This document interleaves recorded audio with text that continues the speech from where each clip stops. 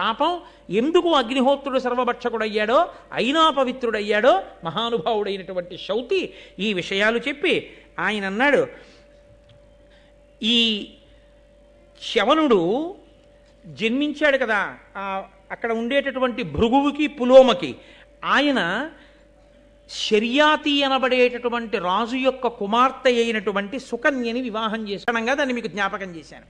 ఇప్పుడు ఈ చవన మహర్షి సుకన్యకి కలిపి ప్రమతి అనబడేటటువంటి కుమారుడు జన్మించాడు.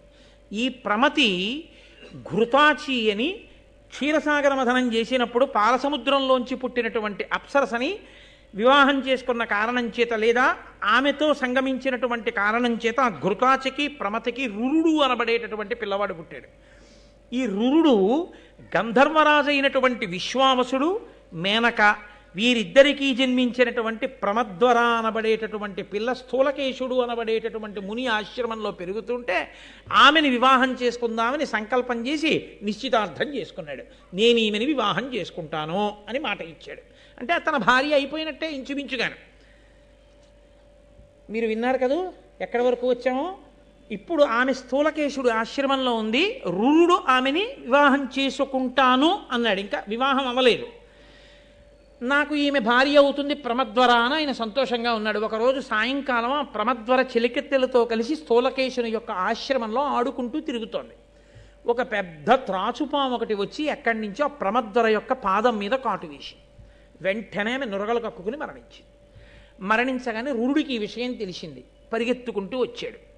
వచ్చి ఆయన ఏడుస్తున్నాడు, ఈమెని భార్యని చేసుకుందాం అనుకున్నాను, ఈమె ఎందే మనసు ఉంచుకున్నాను, కానీ ఈమె మరణించిందని ఈయన బాధపడుతున్నాడు. మిగిలినటువంటి నేను గురువుల్ని చాలా జాగ్రత్తగా సేవించిన వాడనైతే, హోమాలు చేసిన వాడనైతే, యజ్ఞయాగాది క్రతువులు చేసి ఉంటే, తపస్సు చేసి ఉంటే, పుణ్యకర్మలు చేసి ఉంటే, నేను గురువు పట్ల భక్తి కలిగిన వాడనైతే, ఈమె తిరిగి ఏడుస్తున్న ఏడుపు విని ఆకాశంలో వెళ్ళిపోతున్న ఒక దేవదూత అన్నాడు, ఇంత చదువుకున్నావు, అంత ఏడుస్తున్నావే, ఒకసారి శరీరాన్ని ప్రాణి విడిచిపెట్టేస్తే చేసుకున్న కర్మ ఫలితంగా అలా విడిచిపెట్టేస్తారు అకారణంగా అకాలంగా విడిచిపెట్టేస్తే మళ్ళీ వెనక్కి వస్తారా?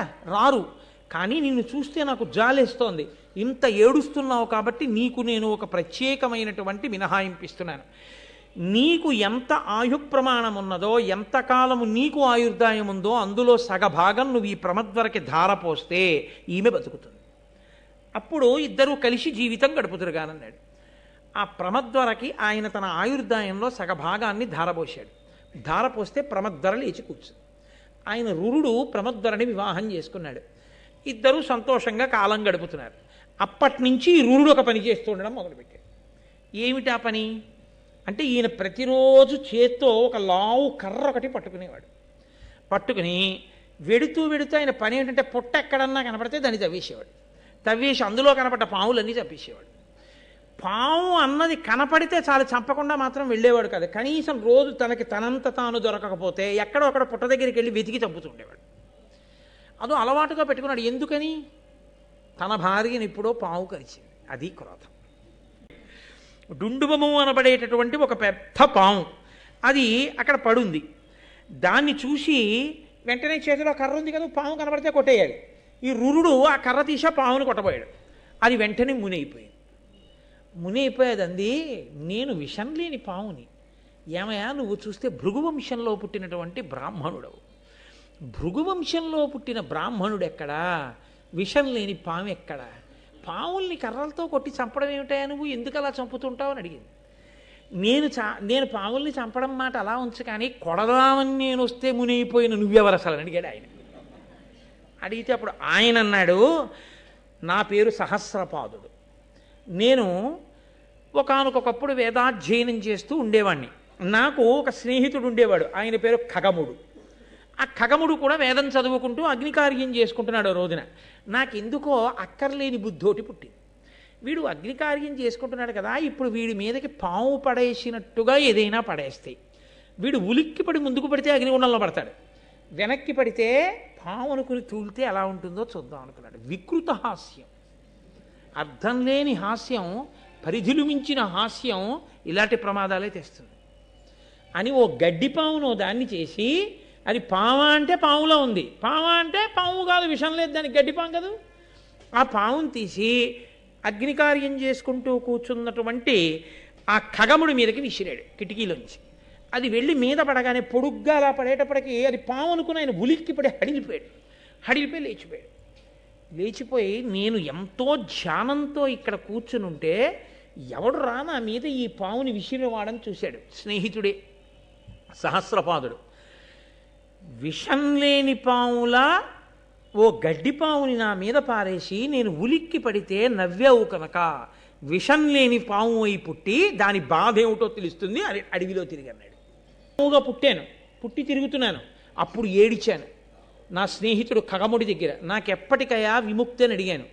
నీకు ఏనాడు భృగువంశంలో పుట్టిన రురుడు దర్శనం అవుతాడో, కర్ర పట్టుకుని నిన్ను చంపబోతాడో అప్పుడు నువ్వు మామూలు పాము అవుతావు, దానివల్ల ఉపకారం కలుగుతుందిలే అన్నాడు. అందుకుని మునినయ్యాను. ఇది సరే, కానీ నాకొక ఆశ్చర్యకరమైనటువంటి విషయం తెలుస్తోంది. నువ్వు భృగువంశంలో పుట్టావే, బ్రాహ్మణుడవే, వేదం చదువుకున్నావు, యజ్ఞం చేస్తున్నావు, ఇలా కర్ర పెట్టి పావుల్ని కొట్టచ్చా? బ్రాణపడ్డ పావులన్నీ చంపుతూ హింస చేస్తున్నావు, ఇలా చెయ్యొచ్చా?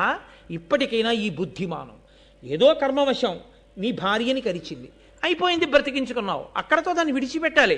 అంతేకాని కనపడ్డ పావులన్నీ చంపుకుంటూ వెడితే నువ్వు చేసిన ఈ హింస నిన్ను కట్టి కొడపదా?